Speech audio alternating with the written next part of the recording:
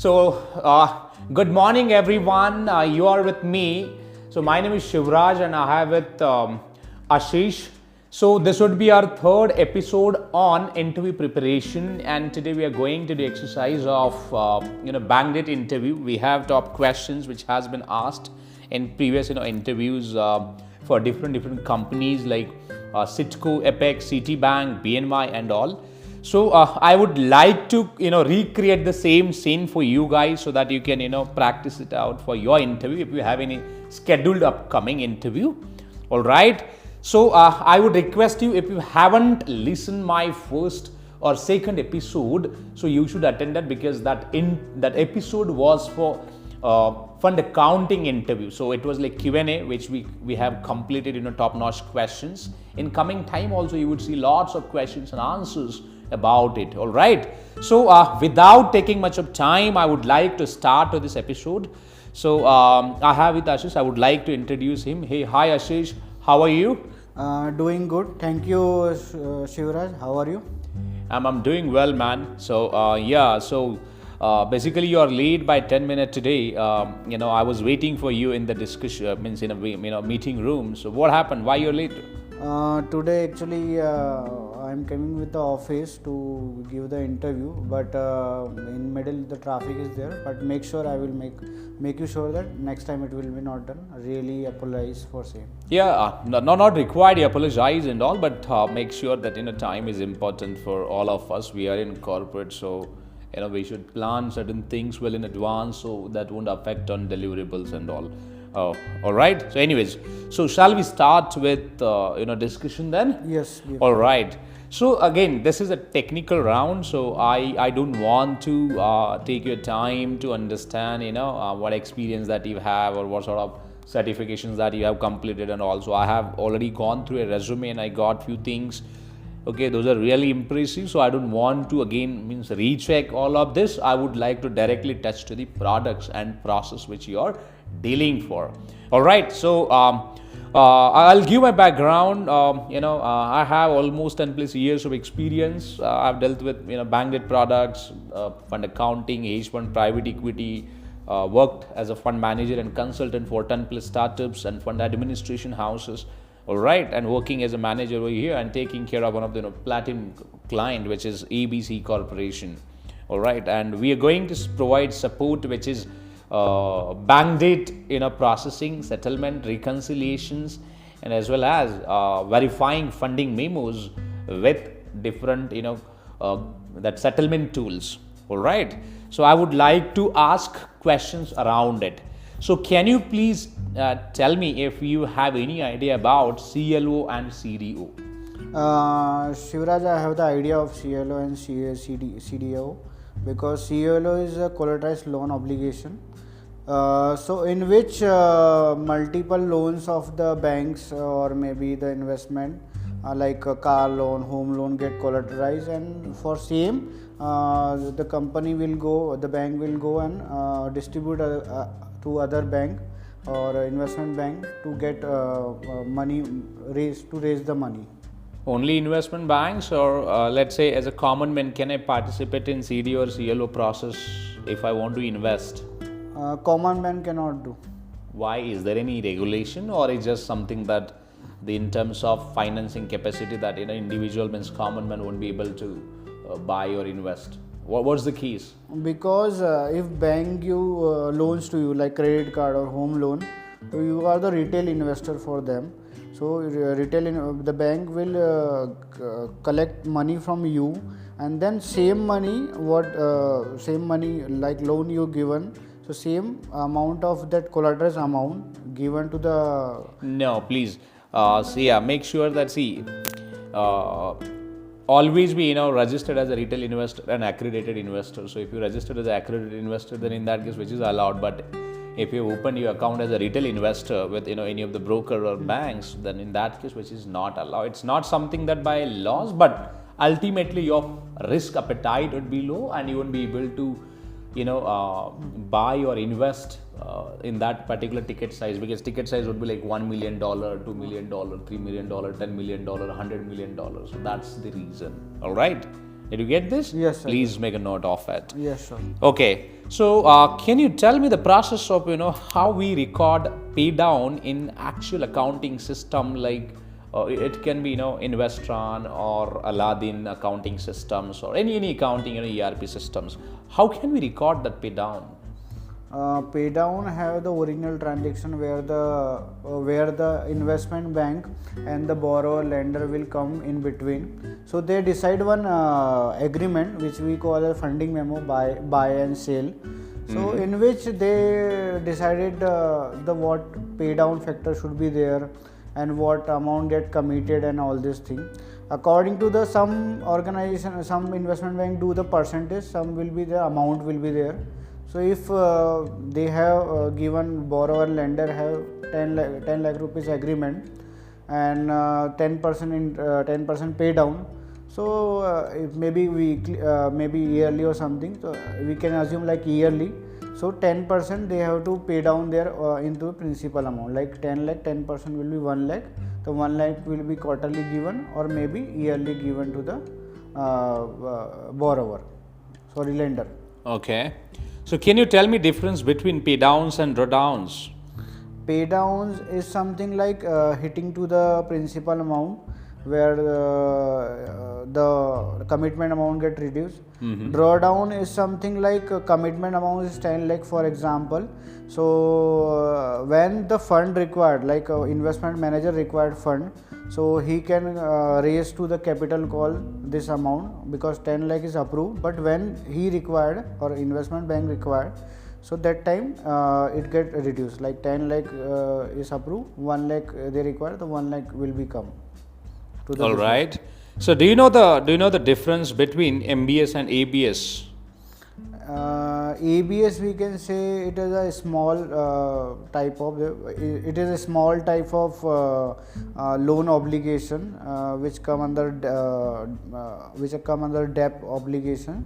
So it is like they are taking obligation on the small, like ABS taking obligation on the car loan, car loan, credit card or something like small loans we are taking. But MBS are backed by the loan of the home loan, that we have a big home loan or something. It is a big.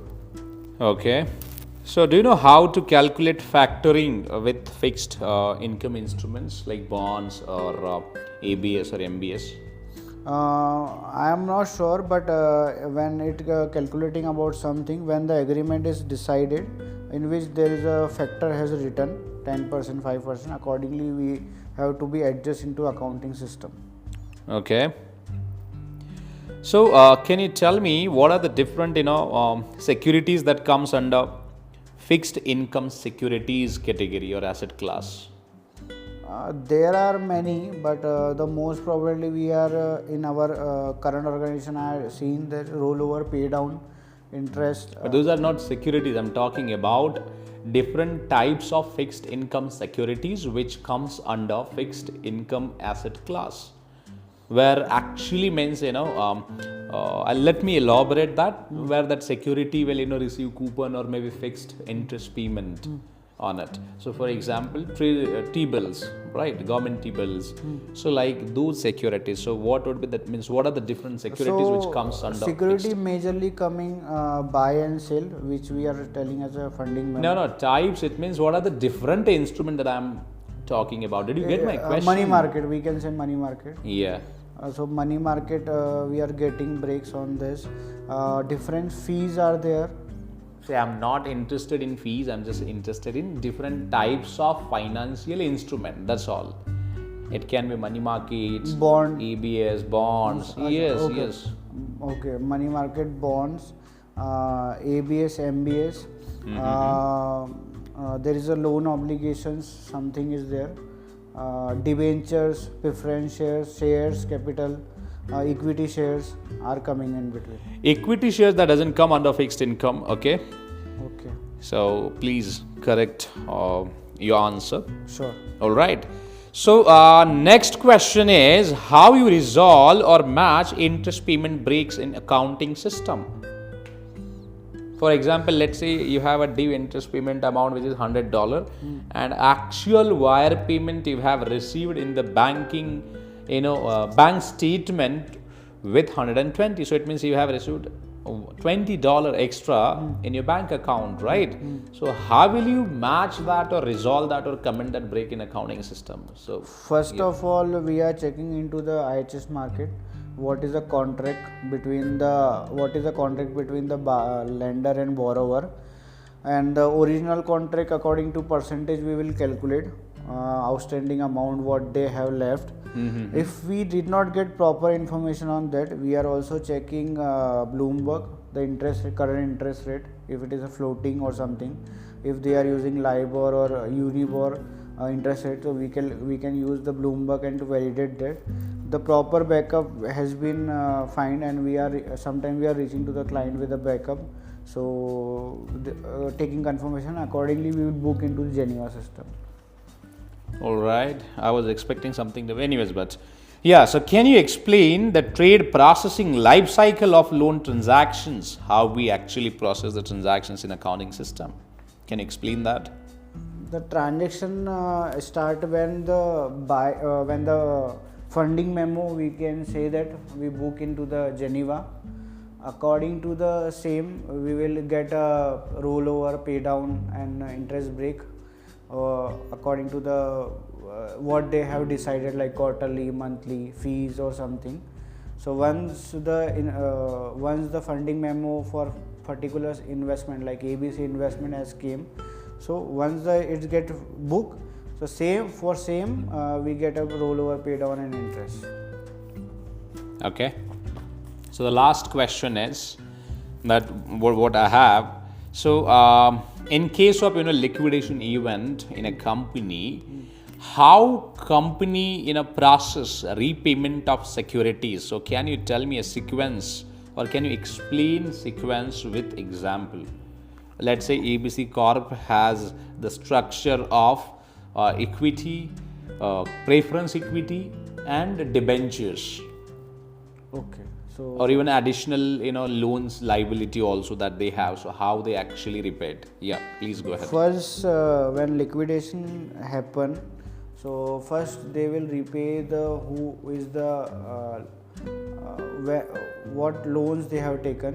So first the loans has been processed, then debentures or bond they will repay, then preference share.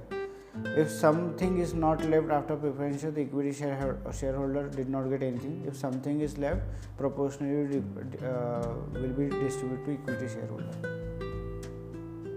Okay, all right. So I'm done with the technical questions. So can you see? I'm done with my questions. So I would like to give an opportunity to ask questions to you. So can you ask any questions if you have, or otherwise I'm done. Yeah, please. Thank you, Shivraj, for taking the interview. It was very knowledgeable, but I think I have to work on something because this question is very technical. If you have any feedback for me, so I can prepare for the next time if I give interview. Definitely. See, I always believe on a constructive feedback, to the interviewee, which is very important, and so that you can also, correct your mistakes, and that you can avoid in your next opportunity whenever that you will have. All right. See, first try to understand the other side as well. See, I'm asking this question. It means that doesn't mean that I don't know or I'm not have much of idea, right?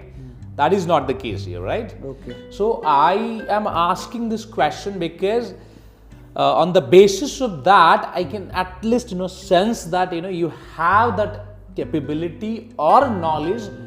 If my team can schedule a training sessions for you, so you can be trained and you can perform in my organization. That's the expectation. Otherwise, you tell me, even if I ask again more and more questions, do you really think that questions will actually help me to assess my candidate?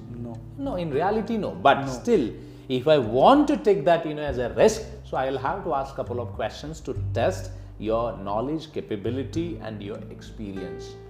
All right. Sure. So whenever you explain to the any question, so make sure that you're giving some practical input or examples so that anyone can easily understand it. Sure. With example, it means you can put it in a way. Look, ABC Corp has that structure, and let's say the value of ABC Corp is this. So maybe let's say loan value is this, or bond value is this, or equity valuation is this and that. In that case, first the company file for a liquidation. It means that will go through the NCLT process, and then once they receive approval, they'll sell it out their assets. So once they receive their proceeds, then actually distribution will happen. Of course, loan holder will receive their entire amount along with the interest payment, then debenture holder will receive principal plus interest payment, and remaining amount will transfer to the means NCLT will take care of, or maybe they can appoint some custodian or banks to process this out, and finally they'll process for this preference holder and their principal plus any actual that dividends accrued value if it is there, so that will be paid out, and remaining value that will share with the equity holders, because equity holders which are the last resort in terms of repayment. This is what the explanation which is required. Sure. All right, did you get this? Yes, right, sir. my point. All Yes. right, so I would like to just request you, so for a next round, or maybe for a next or of course we'll have a next discussion, I would like to give another opportunity to go through the again same sort of questions. So can you prepare this for next round, so maybe that we can have a fruitful discussion or meaningful discussion on those questions. Sure. I will prepare this question. I have noted each and every point of questions also and feedback also. I will work on same, and I will come to you. All right, good. So I'm done for the day. I'm done with this minor discussion. My HR will get back to you. So we'll see you. Yeah, thank you, Shivraj. All right. Have a nice day. Same to nice you. to Same chat to with you. Thank you. Thank you.